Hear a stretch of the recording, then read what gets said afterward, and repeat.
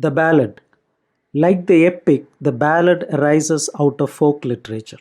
It is one of the oldest forms in English, older than Chaucer, and is one of the few that are of native growth. Originally, the ballad was sung from village to village to the accompaniment of a harp or a fiddle by a strolling singer or bands of singers who earned a living in this way. The minstrel usually sang in the chimney corner of the farmhouse or on the village green, where a knot of eager listeners would assemble to be entertained.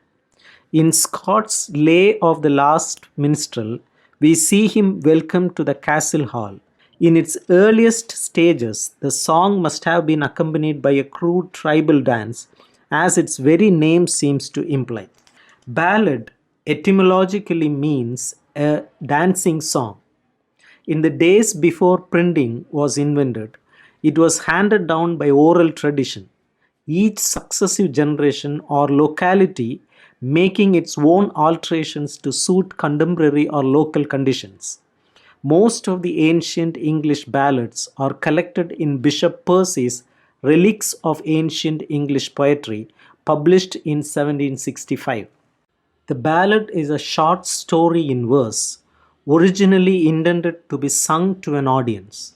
Since it developed at an early stage in man's cultural evolution, its subjects are deeds rather than thoughts and are of the simplest kind, such as memorable feud, a thrilling adventure, a family disaster, love and war, and the like. The tale is usually fierce and tragic and frequently introduces the supernatural. The poem is written in the ballad measure, a quatrain in which the first and third lines are 4-foot iambic. Iambic is a short syllable followed by a long syllable, and the second and fourth 3-foot iambic, the latter alone rhyming.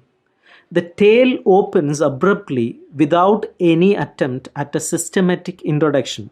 Sometimes it begins with question and answer, which do not state who the speakers are but make the situation quite clear. It is impersonal in treatment with nothing to show the writer's identity or personality.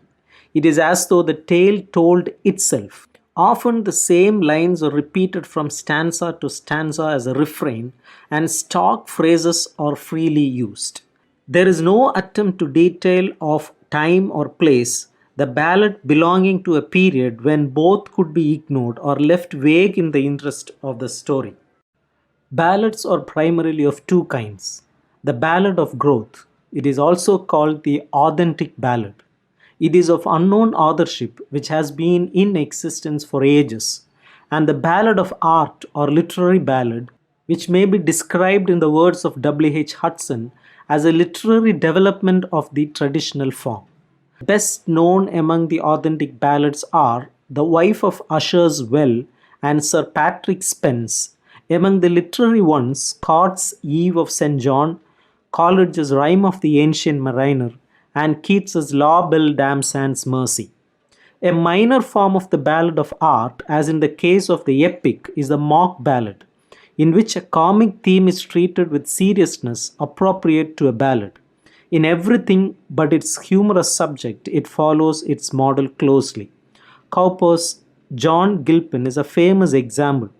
William Magin's The Rime of Ancient Wagner, parodying the Rime of Ancient Mariner, is another interesting specimen.